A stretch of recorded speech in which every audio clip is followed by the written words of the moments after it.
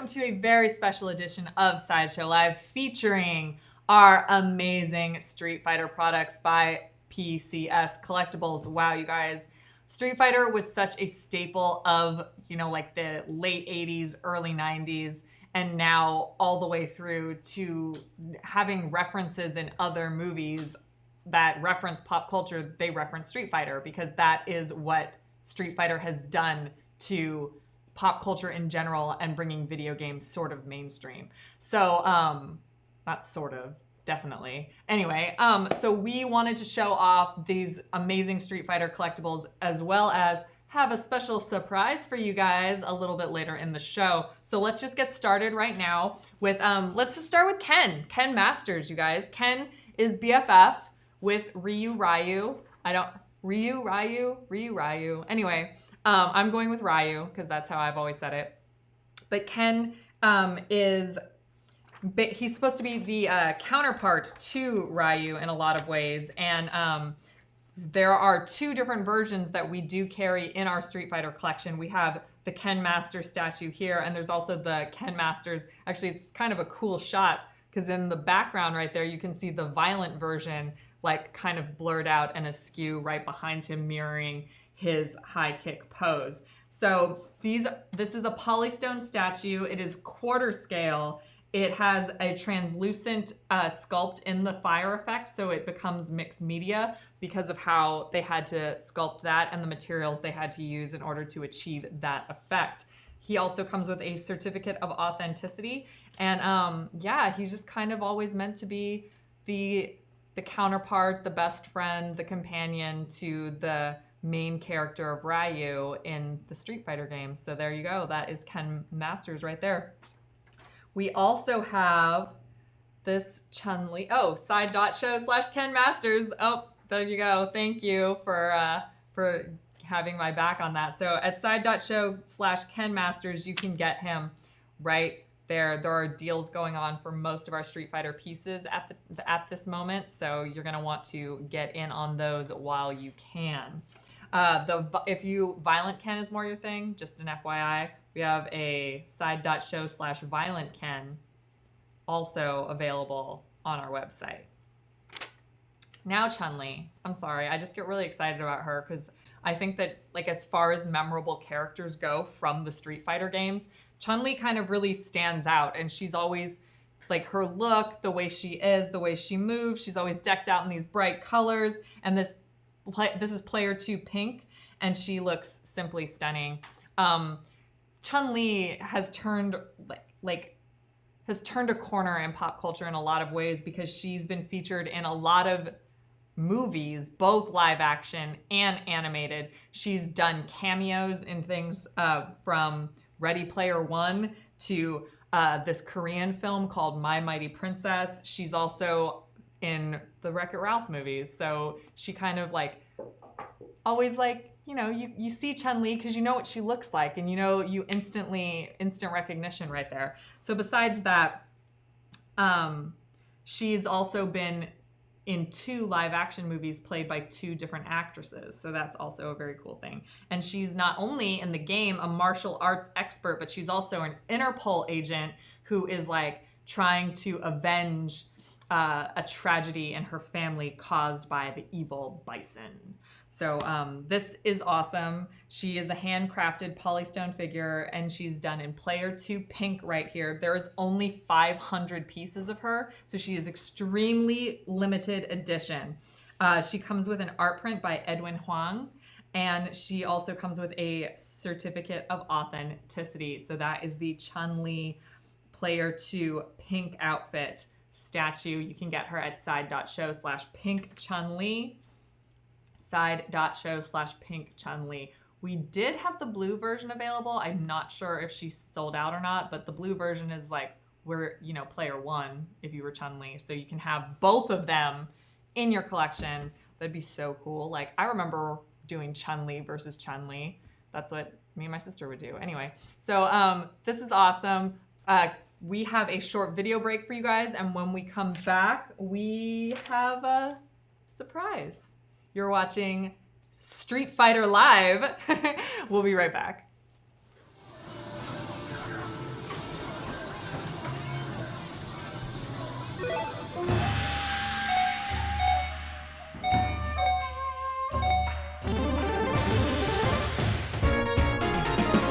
Okay. Round one. Fight.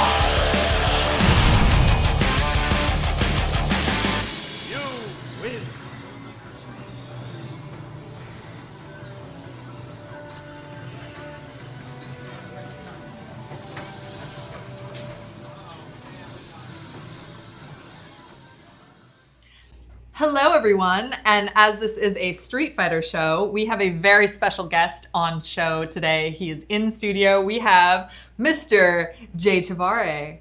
Hi, how's it going? Pretty good. How you doing? Good. Is it Tavare or Tavare? Tavare. Tavare. So apologies. But when Ron Howard called me Tavare, I never corrected All right, him. cool. So as long, I'm in good company with Ron Howard. Is it Kim Basinger or Bessinger? I don't think she minds. That's true. I guess not. So Jay Tavare. So Jay is an actor who does his own stunts. He has a huge list of movie credits with a couple of awesome video games too. But for many of us Street Fighter fans out there, he will always be Vega. Oh my gosh. Woo! That's so exciting. So Jay, you played Vega in the live action Street Fighter movie. Yes. And you completely brought the character to life. How do you approach bringing a character that's known for a video game into a story-based movie? Well, it's interesting because my agent at the time back then was a guy who's now become really famous. His name is Steve Levinson. Oh, wow. And he's now Mark Wahlberg's producing partner, as well as the guy who got all these shows on HBO, like Ballers, you name it. And him and I had our eye on this project for a while because there was talks about doing Street Fighter, and he thought I would have made a great Ryu. That's what he had in mind. Really? And when he initially gave me the script and I read the script, as I'm reading the script, I saw the entrance to Vega, which was written really, like the music's playing, he's got the roses, he's handing out, he's this flamboyant matador. The moment I read that, I knew the character. Yeah. I felt like I know this guy. I know how he should be. So I went back to him. I said, look, I think being Native and Latino, I think I should play the Latino part, not the Asian part. Right. So he said, all right. And that's how it really started. And the audition process was a long, lengthy process. And I remember it came down to 4 names, believe it or not, was Antonio Banderas, Antonio Sabato Jr., Isai Morales, and Jay Tavare. And that was the final 4 who were up in 1994 for that role. Although you got to remember, most of them were unknown at that time. Oh, I guess that's the true. most famous one was Isai Morales. Yeah. Sabato Jr. was not even a model yet. And Antonio Banderas had done one English-speaking movie called Mambo King. So he was really the most ethnically correct since he was the man from Spain, and Vega is from Spain. So, but I remember the day that, I was always in a great physical shape. So getting ready for this film, I decided not to show my physique in any of the auditions. And I remember the last day, Mary Jo Slater, who was Christian Slater's mother, was the casting director. She asked me to take off my shirt. And I remember that the reaction I got. And she goes, that should get asses in the seats. Well, I mean, not to but when we were researching you a little bit to do this interview, we Googled you and the first video that pops up is a video on YouTube of Ron Howard talking about how beautiful you are. I know. So that was that gets butts in seats. So I know but it was like once we landed the roles, there was it was several months before the movie was supposed to start filming in Thailand. Oh wow! And we shot it in Thailand, Australia, and Vancouver. So it was an international production. And I remember we met Benny the Jet, Benny Urquidez, who was a legend and still is a legend in the martial art world. And he was basically our fight trainer and choreographer. So all the street fighters were handed over to him. And the idea was he prepare us. And that was like 2.5 months before the movie even started. So he put us through like 3, 4, 5-hour training sessions per day leading up to the film. Well, you are a lifelong martial artist, so it seems kind of like Vega was a good fit for you, the Street Fighter universe. Yes and no. I thought, my background is really breakdancing, and, so I thought to create his fighting style, really the martial arts I had helped, but he was just such a unique character. And again, you said how I prepared. I went into arcades. I talked to kids. I found out the backstory on each character. I found out these kids knew when I was born how tall I was, that I studied matador techniques and ninjutsu techniques and combined them to create this. And so did you do that? I did. I literally went and there was 2 Argentinian matadors here in LA that I worked with to get some of those movements, right? And ninjutsu is an art form that's not really taught anywhere, but I studied it as best as I could. And I thought, okay, this guy I have to take dramatic license on and put some of my dance moves in there. Plus, he had his own moves. I mean, he had the Vega roll, the Vega flight. I try to put some of those in the movie. If you remember when the tank comes in to crushes the stage, Vega actually flies out of there. And I was not on any strings. That's what I want you to know. In that movie, nothing you see is faked. Every flip, every fly, everything you see is me taking a bruise and a bump. Oh my gosh. That's amazing and like, wow, just mind-blowing because you just assume. I mean, like I'll give you an example. The day we shot the stage where the stage collapses and Jean-Claude is in the tank. And that was a real tank. And the problem was the Thai extras didn't speak English very well. And they only had 2 of those stages, so they could only destroy it once before they could set up for 4 or 5 hours to do it again. So the idea was to try to get it first take, if you can. And since they couldn't double me, that's why I started doing my own stunts. Yeah. I was in such a ridiculous shape. There was not a single stuntman who could double me physically. I was so ripped. And Benny says he can do his own stuff. And we had Charlie Percherny, who was the second unit director, who's a legend. And he was really concerned about me doing my own stuff because the previous movie they had worked on was The Crow. So I don't want to say anything else. So that thought was in the back of my head too. Everyone in the studio just go, oh. Exactly. And I knew Brandon. Yeah. So that was kind of like, so the tank was to come in and crush. And then the stage was rigged. So there was only one simple path I could run to get out. All the rest was collapsible floors. So they had taped it, and right before the filming, they would actually take the tape off. So you had to remember your path out.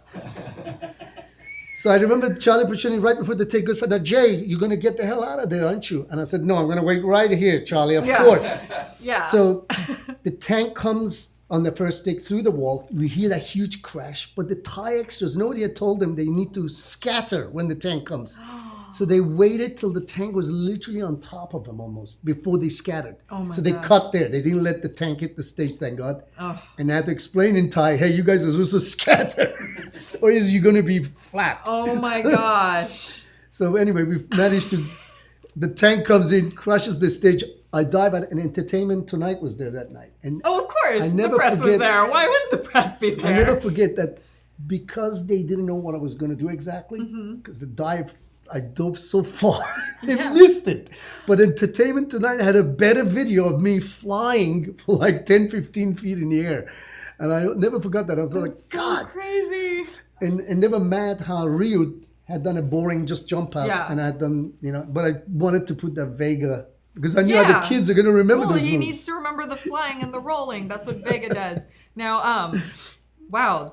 My next question is, do you have any stories from set? So, I guess we kind of... Well, I'll tell you a funny one. Oh, yes. Love it. We shot it in Thailand, so all the extras were Thai. And then when I'm arriving, they're all shouting, Vega, Vega, but in Thai accent. So it's Vega, Vega, Vega. So then we get to Australia, they had to pick up some of those scenes. They didn't finish it. So they hired lookalikes of the group that was in the front. Now, these were Australian Asian-looking folks.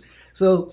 they're always shouting my name, now in Australian accent, Vega, Vega, Vega. And I never forget, I thought, this has to be edited and fixed in Oh my gosh. Because oh my gosh. we just went from Vega in Chinese to Vega. Vega. Oh my gosh. That's amazing. That was a good story to wow.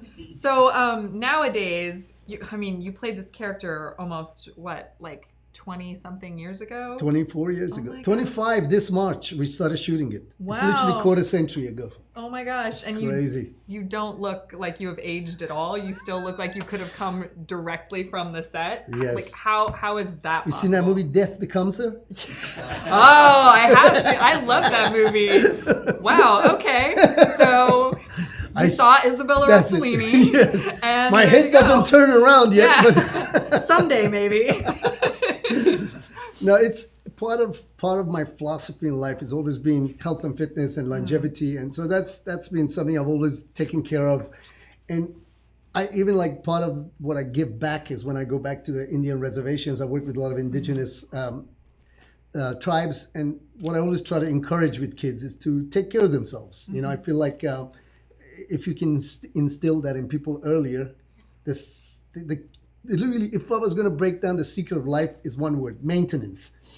Because people always think it's getting there, but it's not. It's when you get there, you have to maintain it. So the maintenance aspect of life is something a lot of people miss out on. Yeah. Just like if you have a 1956 Thunderbird and you've kept it in mint condition, how old is that car today? Do you understand? And that's how you got to think of your body. You have your chronological age and your biological age.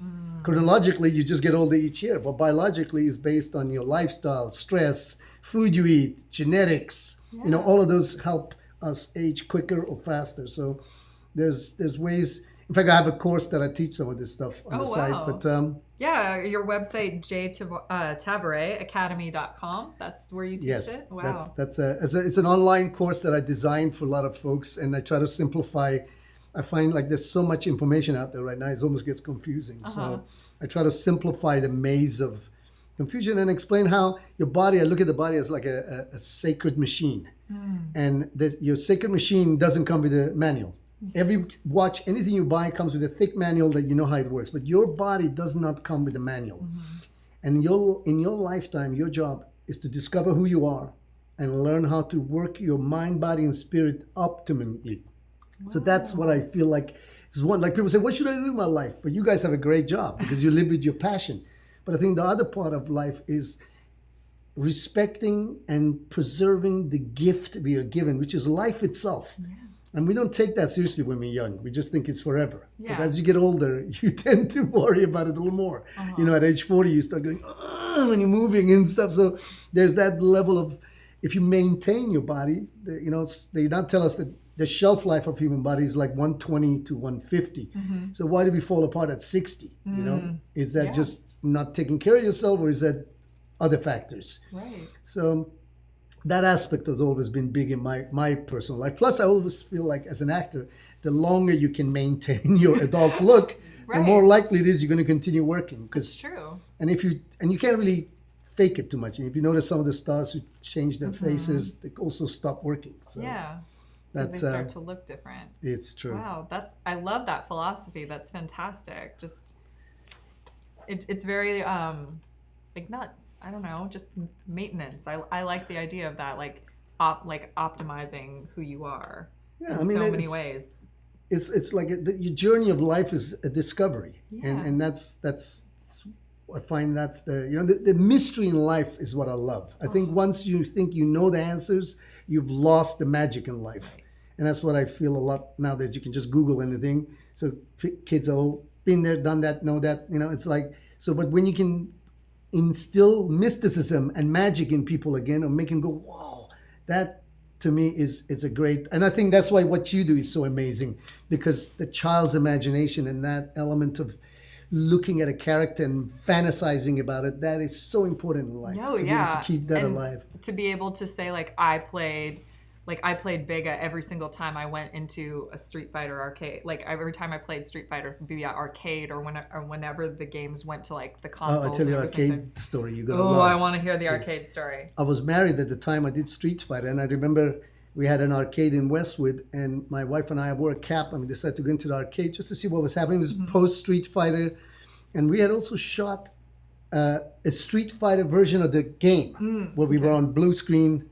They filmed us, and they made that version of the game, and it was in the arcade. So I noticed there was a huge crowd in one corner. Of course, we approached it, and we noticed was a bunch of kids playing Street Fighter. Uh-huh. And my wife right away says, just forget about it. And I looked, and the kid was playing Vega. Uh-huh. And he was getting my ass kicked. And I thought to myself, this is not going to happen. Nope. So I started crawling to the front, and Like, she's going, no. And I put my cap down, and I went up to the kid, and I said, kid, the joystick, push it down, hold the button, telling him the special moves. Because for 3.5 months, we had the game on the set, so we played it in between takes, so we knew all the special moves and everything. Oh so I'm telling this kid how to score. So he starts winning some points, and I swear to you, it was just like the movies. He kind of like was playing, and he kind of looked, and he goes like this, and a hand came, it was my wife. Pulled me out of there because this kid was about to totally freak out. It was just like a scene out of a movie where he's going like this, he's going like this, and he's going, no, like, that can't be him telling me how to do that. Vega? Oh my gosh. That's my arcade story for you. Amazing. But it was the first and the last time I thought, I can't handle seeing myself getting kicked like that because it really was me screaming. So did you did the voice for it too? Unfortunately, that was studios, like, it's remember when Vega lost it, that sound, they didn't do all of that. Oh no. So tell us about this. This is actually one of the 3 masks that was made for the movie. I put it right behind the statue. Yeah. And actually it was made by a Thai artisan right there in Bangkok. And he made 3 of them. He made one in gold, one in bronze, one in silver that was going to be used in the movie. And this is one of the 3 existing ones. I know one of them is sold to a collector in Las Vegas, is in a frame, and the other one the studio has. But this is the only other one that was actually used in the movie. It's so this beautiful.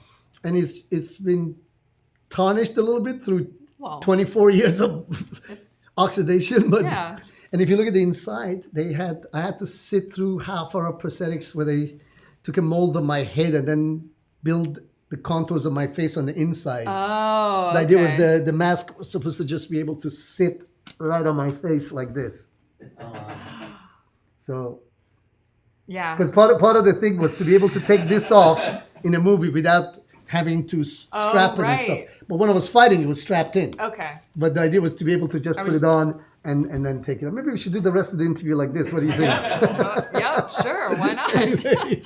But it's made out of real metal. Yeah, and you can feel that it is real the metal. guy did a wonderful job. He literally looked at kind of like the work he did. He looked at the actual comic stuff and created it off the images. That's amazing. So while we're talking about what's in front of us here, full disclosure, this statue is already sold out. This one right here is Jay's personal piece.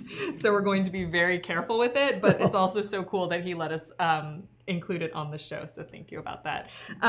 This was super limited edition. There was only a few hundred of them ever made. The exclusive featured the unmasked portrait and a swap out hand holding the mask.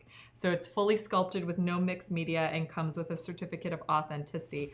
As I mentioned, this piece was super popular. It's already sold out, but the rest of the cast of characters from Street Fighter, most of them are still available or coming soon in the PCS Street Fighter collection. So if you head on over to side.show/streetfighter, that's side.show/streetfighter, you can add any of your favorites. Maybe you can even set them up so that way they're facing each other, because like fight, and then I thought that was cute. I think it's cool to like display them so they're kind of like facing each other. Definitely. Ready? Fight. Yeah. Sorry, I liked it a lot. Anyway, wow. So tell us a little bit. Do you have any more stories that come to mind? Now I just want like Vegas stories, like Street Fighter stories. Like, let's just hear about that. Yeah, it's just, I've been in several Oscar-winning movies like Cold Mountain, The Missing adaptation. But you know what? To this day, this is the one that has made that impact globally. Like when I travel in other countries, especially when people find out, some recognize me, believe it or not, and others who find out I was in Street Fighter, the reaction is just really impressive. To this day, and it's always funny because it's not the kids. It's their parents. It's us. No, it's like it's us. It's their parents. It's like, I know when I was at a place once signing some pictures, and this father came. He says, "I'd like a picture of Vega for my son." And I looked at him. I said, "It's for your son, really?" And then he confessed it was really for him because he was playing it 24 years ago. Yeah, of course. I mean, I feel like Street Fighter's like, it's generational at this point. Like it's something that Yeah. we're passing on because now we who played it after for But the me film- it was after like sports games I would go play it at the arcade with Yeah. pizza. Like The movie has gained some kind of a cult status now. for sure. And not because it was such a fantastic movie. It was almost corny and at times PG-11. But because of that, I think it's become one of those things that people watch it again and again and is on TV all the time. Oh yeah. It's great. It's and I've seen it in every language. I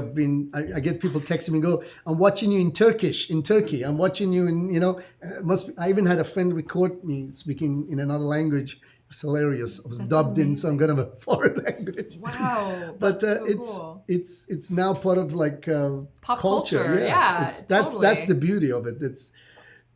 You It'll just be- put your mark there, or claw marks, right? Because it's Yeah. Vega. And it was really the dawn of the superhero movies when you think about it. For sure. I think Street Fighter was the second one. The first ever made was the Mario Brothers, which didn't go far. But Street Fighter was the first Yeah. video game that went international to that level of, Oh, yeah. and now look at where we are. I mean, was it 9 of the 10 biggest movies in history are Are all superhero movies? I know. So That's crazy. Awesome. Well, thank you so much for joining us. It's been so much fun to My talk about pleasure. you. I'm just going to sit here during the rest of the show and just listen to Jay talk, right? I don't have to do the whole rest of the show. I'm just going to hang out with him. Yeah? Cool. So for all of you watching out there, jtavare.com is where you can go, or jtavareacademy.com, apologies, is where you can go and you teach courses on maintaining the body and the mind. mind, body, and spirit. Mind, body, and spirit. So It's a system. I created a system of that can help you. I mean, you can go there and read my philosophy and see see if if it works. makes sense to you. Yeah, that's amazing. Thank you so much for joining us today. Thank My you guys all pleasure. so much for watching. We'll be right back.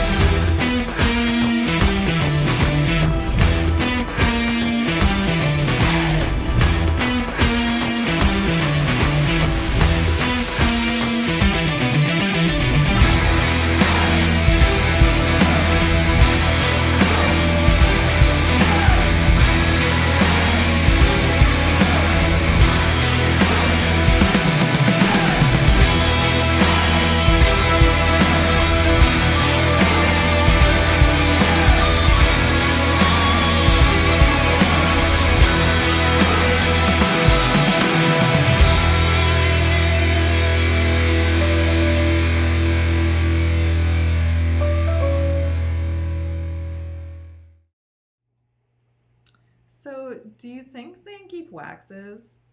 I'm sorry, I had to do it. I had to do the line from Wreck-It Ralph 2. Definitely go see it because Zangief definitely makes his appearance there in Ralph Breaks the Internet. I adore the references to him in pop culture. I'm keep saying that because Street Fighter has made its mark on so many different things. By the way, big thanks to Jay Tavare for coming in and talking to us. That was super rad. He was so cool. But now we're all about Zangief here. So this is the Zangief Siberian Express statue by PCS. Zangief, by the way, nice little form of trivia about him. He's the first fighting game character that style was centered around grappling moves rather than like kicks and punches and things like that. So that was a really cool thing when he was introduced in 1991 in Street Fighter 2.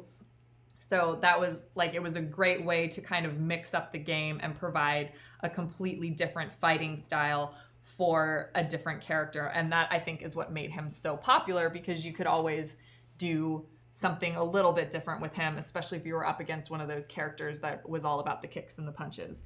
So It's possible that he wrestles bears for practice. That is like not confirmed, but also there's no denying it because he is a huge dude. He's from, you know, Russia and Siberia and needs just this big burly guy. So of course he wrestles bears. I mean, look at him.